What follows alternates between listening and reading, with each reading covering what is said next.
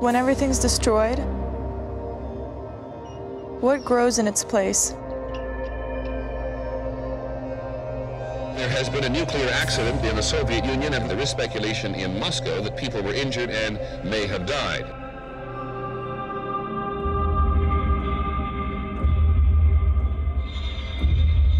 The radiation released from the Chernobyl plant was greater than that from all previous nuclear tests and atomic bomb explosions combined. For people who develop radiation sickness, there is no treatment. If Chernobyl never happened, my life would be very different. I'd probably not even be playing tennis. Maria Sharapova has won 3 Grand Slam championships and at 23 years old is the highest paid female athlete on the planet, earning about $20 million a year. She has her own fashion line, endorsement deals, and a glamorous life in Los Angeles. But the chain reaction that led her here started in a much darker place. A tower of a nuclear reactor on the other side of the world more than 24 years ago.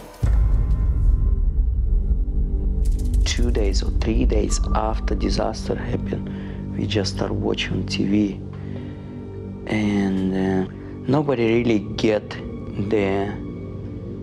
this feeling of catastrophe and how big it was. Yuri Sharapov and his wife, Yelena, were living less than 100 miles from Ukraine's Chernobyl nuclear power plant when on April 26, 1986, a safety test went horribly wrong. There was an explosion and a deadly cloud of radiation. Oh my God, it's just crazy. And people start get panic and pick up the bag, and if they have chance, just try to escape. Yuri and his wife initially stayed, but 4 months after the disaster, she discovered she was pregnant. As radiation particles drifted into their town, those around the Sharapovs began to suffer illnesses and birth defects. So the couple decided they'd flee to live with family in western Siberia, where in April of 1987, Maria was born. It's crazy to think that I could have been born in the midst of Chernobyl. I remember my mom and my dad telling me that it was really chaos. Everyone just wanted to leave, and they were leaving everything in their house, their valuables and their photographs and memorabilia, and the only thing that they would take is their passport. When Maria was 2, the family moved to Sochi, at the time one of the few places in Russia where tennis was popular. By age 6, she was good enough to earn a trip to a clinic in Moscow. By chance, the clinic had a visitor, 9-time Wimbledon champion Martina Navratilova. I said, that girl's going to be good, and I was asked what I thought she should be doing. I said, go to the States to really hone the game and hone the skills and get the attitude. She pulled my dad aside and said that I had potential and we should do something about it. But knowing the conditions in Russia, you didn't have much indoor facilities there, and if you did, they were really expensive and not affordable. So we needed to make some sort of change if I was going to continue playing. But the Soviet Union had collapsed only 2 years earlier. Getting permission to leave the country was still nearly impossible. A few months after the encounter with Navratilova, Yuri was informed he and Maria had been granted exit visas. But Maria would have to leave her mother and everything else she'd ever known. The only thing I really remember is packing up my books. I told my mom, I said, I want to make sure that I have a piece of my country with me. Maria and Yuri arrived in Florida in 1994, shortly before Maria's 7th birthday. But Maria was unable to get into a top-flight tennis academy because she was too young. With limited English skills and little money, Yuri struggled to make ends meet. To provide Maria with tennis lessons, he juggled low-paying jobs, some days working construction, others sweeping up at a grocery store. The first obstacles, I remember I had a few bucks in the pocket, no place to stay. And the people told me, you know what, you're not going to pay, you will be on the street tomorrow. I said, you cannot push me on the street with little girl, 7 years old. You cannot do it. No, I can't. I spent a lot of time on my own. His work hours were all over the map. A lot of them were night hours. He would make rice for me in the middle of the night when he'd come back, and then, you know, kind of put it under the pillow and warm it up so it stayed warm. And then I would wake up and I'd have it in the morning for breakfast. Relief finally came at the end of their second year in the U.S. Maria's mother obtained entry into the country, and Maria, at 9, earned a tennis academy scholarship worth more than $30,000. 8 years later, she'd break through to win Wimbledon at 17 years old. A 17-year-old champion.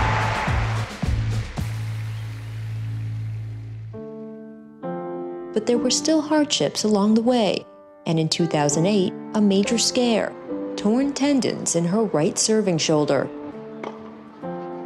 I think a rotator cuff surgery, it's probably one of the toughest injuries you can have as a tennis player. I mean, a lot of people don't even come back from that. You find your own way because you really have no choice. You're only given a certain direction, and you either take it or you break down. Your family clearly has a survivor's mentality. How do you think that mentality that you come from influenced your approach to just the way you play the game of tennis? Yeah, my parents took a lot of chances in their life. Growing up, I was always surrounded by those decisions, and I think in a way, subconsciously, I learned from that, and it really meant that they wanted me to do something that I loved in my life, that I really loved playing tennis, and I couldn't wait to wake up and go out on the court and play. Sharapova returned to the tennis tour in the spring of 2009. Having had nearly a year off to reevaluate her life, she found herself thinking more about the places that shaped her, the area around Chernobyl, the place her family once called home. This summer, she made plans to travel back there for the first time in 11 years. What do you think it's actually going to be like? What are you expecting? Since I haven't been there for so long, I really don't know. It's a little bit of a, you know, it's very different to what we're used to. It's not as a developed country, so you know, everything is a little bit more worn down and not as new and fresh.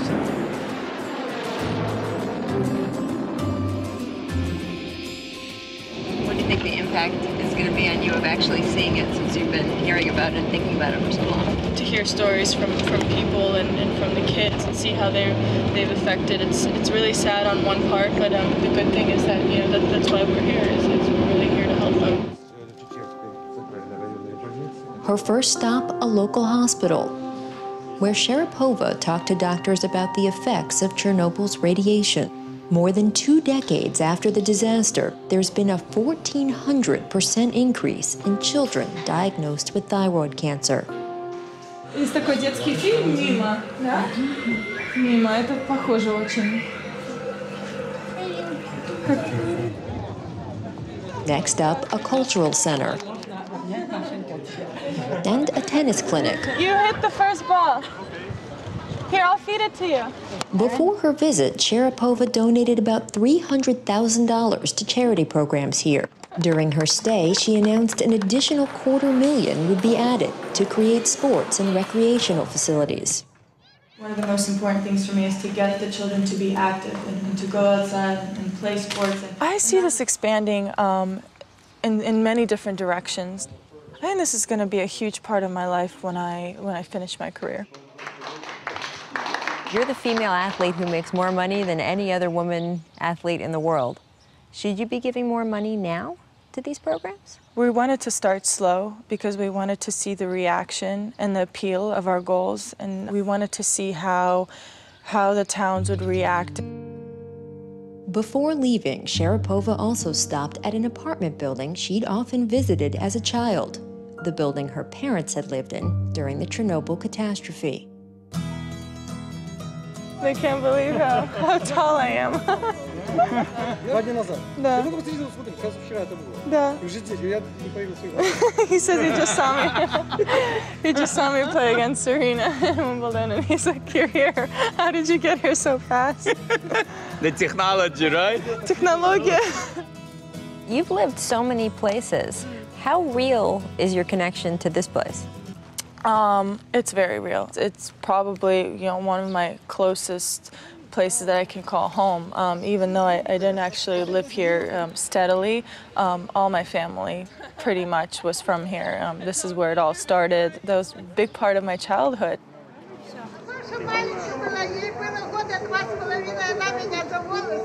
The people remember her when she was 2 years old, and the lady remember how he grabbed her hairs and pulled her hairs out. I did that to her? You did that. You did to her.